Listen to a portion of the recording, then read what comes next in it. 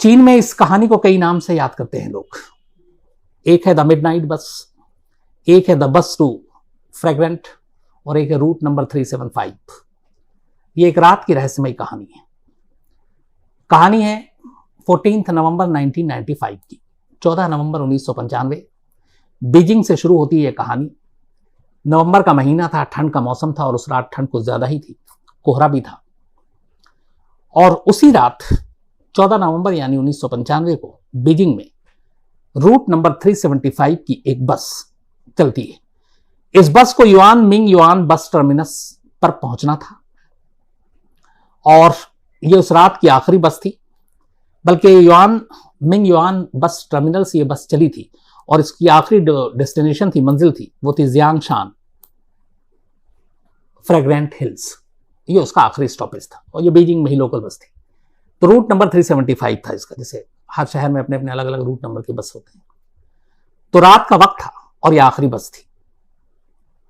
अपने वक्त से ये बस चली और टर्मिनस से निकली, कई मुसाफिरों को अलग अलग स्टॉप पे उतारते हुए। आखिर में इस बस को अभी कम से कम 5 से 7 स्टॉप और पूरे करने थे, तब ये अपनी मंजिल पर पहुंचती, फ्रेग्रेंट हिल्स पर। इस बस को एक ड्राइवर चला रहा था और साथ में कंडक्टर जो थी वो लेडी थी। मंजिल पर पहुंचने से करीब 6 स्टॉप पहले इस बस में एक कपल सवार होता है और उनके साथ साथ एक बुजुर्ग लेडी सवार होती और एक यंग लड़का। तो 4 लोग इस बस में सवार होते हैं। इससे पहले के सारे मुसाफिर इस बस से उतर चुके थे। अब सिर्फ बस के अंदर ये 4 लोग और 2 स्टाफ, एक ड्राइवर और एक लेडी कंडक्टर। बस चल पड़ती है और बिल्कुल सब कुछ ठीक था। ठंड ज्यादा थी तो और सन्नाटा भी था क्योंकि आखिरी बस थी और लोग ठंड में बहुत कम बाहर निकलते हैं। और ये बस जिस रूट से निकल रही थी वो शहर का आउटस्कर्ट भी था, तो खामोशी भी थी। सिर्फ बस के इंजन की आवाज और जो एक बस का शोर सुनाई देता है, बस वही सुनाई दे रहा। करीब मंजिल से 4 स्टॉप पहले अचानक ड्राइवर को एक बस स्टॉप पर, जहां पे इसको रुकनी थी, बस स्टॉप इसके लिए निर्धारित थी, 2 लोग नजर आते हैं बस स्टॉप पे खड़े हुए। ड्राइवर को पता था कि ये मुसाफिर हैं, पैसेंजर हैं। वो बस रोक देता है। बस के अंदर जैसा मैंने आपको बताया कि सन्नाटा था, सिर्फ 4 मुसाफिर सवार थे, एक बुजुर्ग लेडी, एक यंग लड़का और एक कपल। तो वो 2 लोगों को देखकर ड्राइवर गाड़ी रोकता है। दोनों मुसाफिर बस के पिछले दरवाजे से जब अंदर दाखिल होते हैं तो अचानक दिखता है कि वो 2 नहीं 3 है। उन दोनों ने बीच में एक किसी तीसरे शख्स को इस तरह से पकड़ रखा था जैसे वो उसको सहारा दे रहे हैं। तो जब वो बस के अंदर दाखिल होते हैं, जब वो तीसरा शख्स, हालांकि उनका चेहरा साफ दिखाई नहीं दे रहा था, उसकी वजह ये थी कि इन तीनों ने ट्रेडिशनल पुराने दौर के चाइनीज ड्रेस पहन रखे थे। और वो बड़ी अजीब बात थी, उस बस के अंदर जो 4 लोग थे उन्होंने जब देखा तो उन्हें बड़ा अजीब लगा। एक तो सन्नाटा, ऊपर से पहले 2 दिखाई दिए, फिर तीसरे को एक वो सहारा देकर ऊपर चढ़ रहे हैं। उनके ड्रेस अजीब, उनके चेहरे की पूरी साफ साफ तो उनका चेहरा नहीं दिखा जा रहा था, लेकिन चेहरे भी कुछ अजीब अजीब से लग रहे थे। तो सवार होते हैं और पीछे की तरफ बैठ जाते हैं। उनको देख के बस में सवार चारों मुसाफिर घबरा जाते हैं। उसकी वजह यह थी कि उनका एक तो ड्रेस, हाव भाव और जिस तरीके से वो तीसरे को लेकर सवार हुए थे। लेकिन अभी वो घबराते और ये सारी चीजें होती तब तक अगला स्टॉप आ गया और उस स्टॉप पे उस कपल को उतरना था। तो दोनों कपल बस से उतर जाते हैं। बस स्टॉप पर बस आगे बढ़ जाती है। अब बस में सिर्फ एक बुजुर्ग लेडी, एक यंग लड़का और वो जो 3 मुसाफिर आखिर में सवार हुए थे वो पीछे बैठे हुए। और बस का ड्राइवर और कंडक्टर लेडी। बस फिर चल पड़ती है। लेकिन बस के अंदर अब अजीब सी खामोशी थी। बुजुर्ग जो है वो बस के बीच वाली सीट पर बैठी हुई थी और उसके ठीक सीट के अगली सीट पर वो लड़का बैठा हुआ था और वो तीनों मुसाफिर पीछे बैठे हुए थे। लेकिन उस बुजुर्ग महिला की बार बार नजर पीछे की तरफ जा रही थी और वो जब जब पीछे देखती वो घबरा जाती, चौंकती। काफी वक्त इसमें निकल गया। इसके बाद अचानक वो बुजुर्ग लेडी खड़ी होती है और जोर जोर से चीखने लगती है। जो उसके आगे लड़का बैठा हुआ था वो उसके कपड़े पकड़ लेती है और एक तरह से उसे लगभग डांटने लगती है कि मेरा पर्स गायब है और तुमने मेरा पर्स चुराया। लड़का अचानक घबरा जाता है कि ये क्या हुआ बुजुर्ग लेडी को, वो आगे बैठा हुआ पर्स कैसे चुरा सकता है। लेकिन वो चीखती है, वो उससे लड़ने लगती है। थोड़ी देर के बाद लड़के को भी गुस्सा आता है, वो भी लड़ने लगता है कि मैं चोर नहीं। ये माँ जो दोनों के बीच झगड़ा हो रहा था, इसकी आवाज कंडक्टर और ड्राइवर तक जाती है। कंडक्टर पीछे आती है, पूछती क्या हुआ, तो बताती है कि इसने मेरा पर्स चोरी किया है, और दोनों लड़ रहे हैं। इससे फिर वो जो बूढ़ी औरत है वो कहती है कि अगले स्टॉप पे आप बस रोको, मुझे पुलिस में कंप्लेंट करनी है, पुलिस को बुलाना है, और मेरा पर्स इसने चुराया और मुझे इसको पुलिस के हवाले करना है। वो दोनों समझाते हैं, कंडक्टर और उधर आगे से ड्राइवर भी, लेकिन बुजुर्ग लेडी मानती नहीं और इसी जिद पे अड़ी थी कि बस अगले स्टॉप पे रोको, मुझे पुलिस को इन्फॉर्म करना है। आखिरकार ड्राइवर को भी गुस्सा आता है और अगला स्टॉप जैसे ही आता है वो बस को रोक देता है। जैसे ही बस रुकता है, बुजुर्ग लेडी उस लड़के का हाथ पकड़कर उसको नीचे उतारती है। दोनों नीचे उतर जाते हैं, बस आगे चली जाती है। लड़का गुस्से में कहता, रात के वक्त ये आखिरी बस थी और आपने मुझे यहां उतार दिया, अब यहां पुलिस स्टेशन कहां है? तो बूढ़ी औरत कहती है कि यहां कोई पुलिस स्टेशन के लिए मैं तुमको उतारी नहीं हूं, मैंने तुम्हारी जान बचाई है। लड़का गुस्से में था, बोला आपने मेरी कैसे जान बचाई? मुझे क्या हो रहा है, मुझे क्या हुआ है? आपने मुझ पर चोरी का इल्जाम लगाया। उसने कहा मेरे पास कोई और रास्ता नहीं था, मुझे बस से उतरना था और बस से इस तरह से उतरना था कि किसी को शक ना हो, खासतौर पर वो जो 3 पीछे मुसाफिर बैठे थे, और इसीलिए मैंने ये सारा झूठ बोला, ड्रामा किया कि मेरा पर्स चोरी हुआ। तुमने कोई चोरी नहीं की, मुझे अपने साथ तुम्हें भी बस से उतारना था क्योंकि मुझे तुम्हारी जान बचानी थी।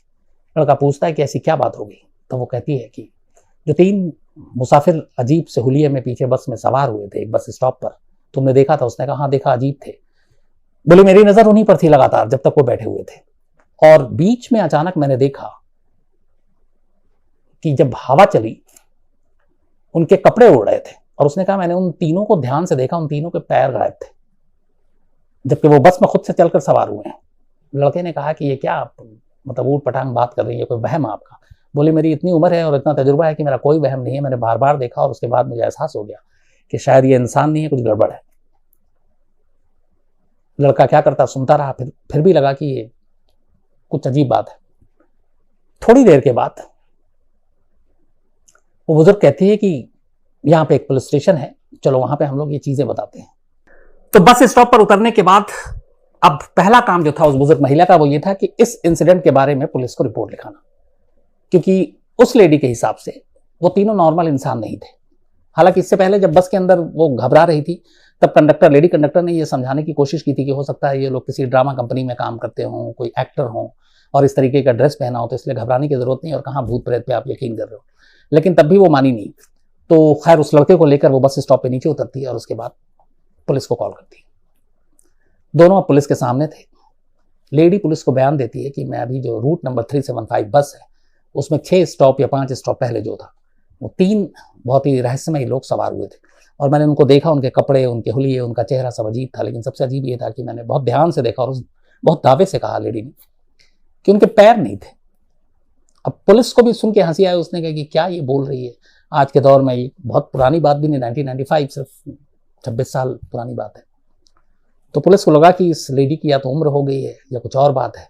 फिर लड़के से पूछा, लड़के की हिम्मत नहीं, लेकिन लड़के ने अपनी कहानी बताई, कैसे अचानक बस में, हाँ 3 लोग जो कह रही है वो सही थे, सवार हुए थे और हम साथ में सवार हुए थे, लेकिन फिर ये जो लेडी ये मुझसे लड़ने लगी कि मैंने पर्स चुराया, और अचानक शोर करके इन्होंने ड्राइवर को मजबूर किया, बस को रुकवा दिया, और हम दोनों रात को बस स्टॉप पे उतर गए। उसके बाद उन्होंने ये कहानी बताई जो आपको बता रहे हैं। तो पुलिस ने दोनों की बात सुनी। पुलिस को लगा कि ये लोग यूं ही हैं और कोई इसमें सिर पैर है नहीं कहानी में। उन्होंने कहा वहम होगा, तो रिपोर्ट तो नहीं लिखी। उन्होंने कहा ठीक है आप लोग जाइए, हम देख लेंगे, चलता कर दिया। अब लेडी वहां से अपने घर और वो लड़का अपने घर चले गए। बात आई गई हो गई। 14 नवंबर की रात बीत गई। 15 नवंबर की सुबह अचानक जिस बस डिपो में ये बस को पहुंचना था, फ्रेग्रेंट आखिरी, हर इस जगह पे होता है, अपने डिपो में बस पहुंच जाती है। तो जिस जगह पे ये लेडी और लड़का उतरा था उसके बाद 4 स्टॉप और थे।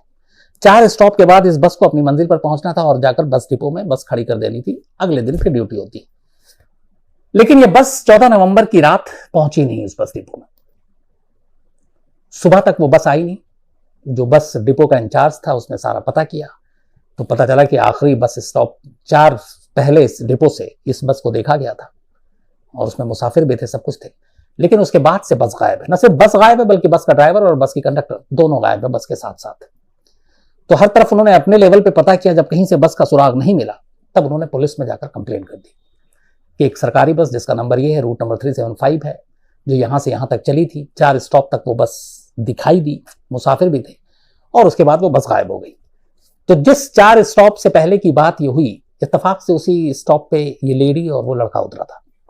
तो जब रिपोर्ट लिखाई गई तो पुलिस स्टेशन ने आसपास के तमाम थानों में उस रूट पे जितने भी थाने पड़ते थे वहां पे इन्फॉर्म कर दिया कि रूट नंबर 375 बस कल डिपो में नहीं पहुंची और उसके बाद से कंडक्टर और ड्राइवर समेत गायब है।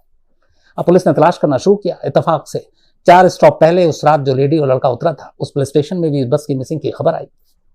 जैसी खबर आई, पुलिस वालों को याद आया कि रात एक लेडी और एक लड़का आए थे पुलिस के पास कंप्लेंट लेकर कि एक बस थी जिसमें 3 अजीब लोग थे, शायद भूत थे, क्या थे, और उन्होंने उसको चलता कर दिया था क्योंकि उनकी बातें मानने लायक थी नहीं। अब जब रिपोर्ट आ गई है और रिकॉर्ड पे आ गई कि वो बस ही गायब हो गई, तब पुलिस वालों के कान खड़े हुए। खैर, उन्होंने जाने से पहले उनके नंबर और एड्रेस ले लिए थे, उस लेडी के भी और लड़के के भी। उसके बाद पुलिस ने उन दोनों को बुलाया और अब बड़ी सीरियसली उनको लिया और उनसे पूछताछ की। उन दोनों ने वही कहानी रिपीट की कि कैसे बस में सन्नाटा था, फिर 3 लोग चढ़ते हैं, तीनों अजीब थे, और डर के मारे उस बुढ़िया ने कहा कि मैंने देखे उनके पैर नहीं, हुलिया नहीं, इंसान लगे नहीं, तो मुझे लगा और बस में कोई मुसाफिर था नहीं, ये एक लड़का था, इसकी भी जान खतरे में थी, तो मैंने इसलिए इसके ऊपर चोरी का इल्जाम लगाकर बस में हंगामा ड्रामा किया और फिर मौका देखते ही ड्राइवर को मजबूर करके बस स्टॉप पे बस रुकवाई और हम दोनों उतर गए ताकि इसकी भी जान बच जाए। अब ये बात पुलिस ने लिखी, इसके बाद ये खबर मीडिया में लीक हो गई। उधर बस के गायब होने की थी कि क्योंकि एक ड्राइवर या कंडक्टर गायब हो और पूरी की पूरी बस समेत गायब हो जाए तो ये अपने आप में एक बड़ी चीज होती है। तो मीडिया में भी खबर आ गई। मीडिया में जब ये खबर आई तो पुलिस के जरिए इस लेडी और इस लड़के की कहानी भी मीडिया तक पहुंच गई। फिर क्या था, देखते ही देखते अगले दिन यानी कि 15 नवंबर की शाम को वहां के टेबलाइड इवनिंग न्यूज़पेपर जो है, बीजिंग इवनिंग न्यूज, उसमें ये स्टोरी फ्रंट पेज पर, मिसिंग बस की और इस लेडी और लड़के की कहानी। इसके अलावा बीजिंग के जो लोकल चैनल हैं वहां पर ये दोनों लेडी और लड़कों के इंटरव्यू की बाढ़ लग गई। सारे चैनल पे ये दोनों अपनी कहानी बता रहे हैं, वही कहानी जो उन्होंने पुलिस को बताई। और अब इतनी उतनी तरह की बातें होने लगी कि एक बस चली, बस गायब हो गई, गायब होने से पहले उसमें 3 रहस्यमयी लोग सवार हुए और एक आई विटनेस लेडी ने खुद अपनी आंखों से देखा, और उसके बाद किस तरह से उसने सारा ड्रामा करके एक बच्चे की भी जान बचाई अपने साथ बस से उतरकर। और उनके उतरते ही उसके बाद 4 स्टॉप के बाद बस डिपो पे बस पहुंचनी थी, लेकिन बस पहुंची नहीं और बस गायब हो गई। तब सारी बातें हो रही हैं, मीडिया में खबरें आ रही हैं, फ्रंट पेज पे आ रही है। इधर बस की तलाश, बस कहीं मिल नहीं रही है। 2 दिन बीत गए, 14 तारीख की रात की बात ही, अब 16 नवंबर आ गया। 16 नवंबर को अचानक खबर मिलती है कि जिस डिपो में इस बस को पहुंचना चाहिए था, या जिस जगह पे वो लेडी और लड़का उतरा था उस बस से, उससे करीब 100 किलोमीटर दूर फ्रेग्रेंट हिल्स के पास एक नदी में एक बस डूबी हुई है। पुलिस की टीम मौके पे पहुंचती है, बस को निकाला जाता है। वो बस वही 375 रूट नंबर की बस थी। बस के अंदर से कुल 5 लाशें निकलती हैं, एक ड्राइवर की, एक लेडी कंडक्टर की और 3 और लाशें। लेकिन जब ये लाशें निकाली गई तो वहां पे जितने मौजूद लोग थे और पुलिस और डॉक्टर सारे, वो सारे सहम जाते हैं और घबरा जाते हैं, इसलिए कि उन 5 लाशों में से 2 लाशें तो बिल्कुल ठीक थी, ड्राइवर और लेडी कंडक्टर की, लेकिन जो बाकी की 3 लाशें थी वो ऐसी लग रही थी कि पूरी तरह से डिकम्पोज हो चुकी थी, सड़ गई थी, गली हुई थी, और लग रहा था कि न मालूम इनकी मौत को कितना अरसा हो चुका है। जबकि सिर्फ 2 दिन पहले ये बस गायब हुई थी, 14 नवंबर 1995 को, और 16 नवंबर 1995 को ये बस नदी से बरामद हो गई। 2 दिनों में बॉडी इस तरह के से डिकम्पोज नहीं होती। गर्मी भी हो बहुत ज्यादा तो भी इस हालत में नहीं होगी, जबकि वहां नवंबर का महीना और ठंड बहुत तेज और पानी के अंदर बस, और उसमें फिर अगर सारी डिकम्पोज होनी है बॉडी तो फिर ड्राइवर और कंडक्टर की क्यों नहीं हुई, सिर्फ उन 3 की क्यों हुई जो मुसाफिर थे, जो रहस्यमयी थे, जिसकी कहानी वो लेडी और उस लड़के के जरिए पता चली।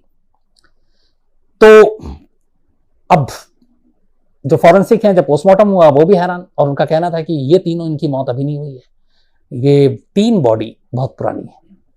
अब सवाल ये था कि क्या लाश बस में चढ़ी थी, क्या वो इंसान वाकई में नहीं थे, कोई भूत प्रेत था। अब आज के दौर में ये सारी चीजें आदमी बिलीव तो करता नहीं है, मैं खुद इन चीजों को नहीं मानता हूं, लेकिन जो सारी चीजें सामने थी, जो 3 लाशें थी, वो अजीब अजीब कहानियां बता रही थी और पुलिस को कोई क्लू नहीं मिल रहा था। इसके बाद एक नई चीज आई, जब डिपो से संपर्क किया गया और पूछा गया कि बस आपके डिपो से 100 किलोमीटर दूर इस फ्रेग्रेंट हिल में कैसे पहुंची, तो उन्होंने कहा कि ये जा ही नहीं सकती थी, इसलिए कि हर बस के जो रूट हर दिन दिए जाते हैं फिक्स होता है कि इतने किलोमीटर पहला उसका यहाँ से ये ओरिजिन होगी, यहाँ से चलेगी और यहाँ लास्ट स्टॉप होगा। तो उसी हिसाब से उनको डीजल उसमें टैंक में भरा जाता, फ्यूल टैंक में। उन्होंने कहा कि इस बस में इतना डीजल ही नहीं था कि ये 100 किलोमीटर और बस चल सकती थी। मुश्किल से 10, 20, 30 किलोमीटर एक्स्ट्रा इसमें था, लेकिन 100 किलोमीटर तक का फ्यूल इसमें नहीं था। तो ये कैसे गई नहीं मालूम। क्या ड्राइवर ने भरवाया? अगर उसने भराया तो क्यों भराया? क्योंकि वो भरा नहीं सकता है, सरकारी पेट्रोल पंप जो उनका अपना डिपो होता है वहां पे भरता है। तो जब ये बात पुलिस और एजेंसी, जो इन्वेस्टिगेटिंग एजेंसी थी, उनको पता चली, तो उन्होंने फिर उस बस के फ्यूल टैंक को खोलकर चेक किया। जब फ्यूल टैंक को खोला गया तो उसके अंदर से कोई डीजल नहीं मिला, पूरा फ्यूल टैंक ब्लड से भरा हुआ था। अब ब्लड से तो बस चलेगी नहीं। हालांकि उस बस के लिए एक और भी थी कि वो गैस से भी चलती थी, लेकिन फ्यूल टैंक में वो भी देते थे ताकि इमरजेंसी में या खराबी में वो इस्तेमाल हो सके। लेकिन उस फ्यूल टैंक में पूरा ब्लड भरा हुआ था। अब ये एक अजीब चीज थी। इस दौरान में उस वक्त भी चीन में जगह जगह पर सीसीटीवी कैमरे लगे हुए थे, शुरुआत हो चुकी थी। और इत्तेफाक की बात है कि जहां पे ये लेडी और ये लड़का उतरा, उससे पहले के सारे जगह पे जहां जहां सीसीटीवी कैमरा थे उसमें वो बस कैप्चर हुई, बस दिखाई दी कि इतने बजे यहां से गुजरी, इस स्टॉप से गुजरी। लेकिन जिस जगह लेडी और वो लड़का उतरा उसके बाद से भी आगे सीसीटीवी कैमरे कई जगह पे लगे हुए थे, लेकिन उसमें बाकी सारी चीजें कैद हुई। वो बस कहीं किसी कैमरे में कैद नहीं हुई। क्यों नहीं हुई, इसका भी जवाब पुलिस के पास नहीं था। तो ये सारे वो सवाल थे जिसकी बीजिंग पुलिस ने पूरी जांच की। लेकिन आज 26 साल हो गए, 14 नवंबर 1995 का मामला है।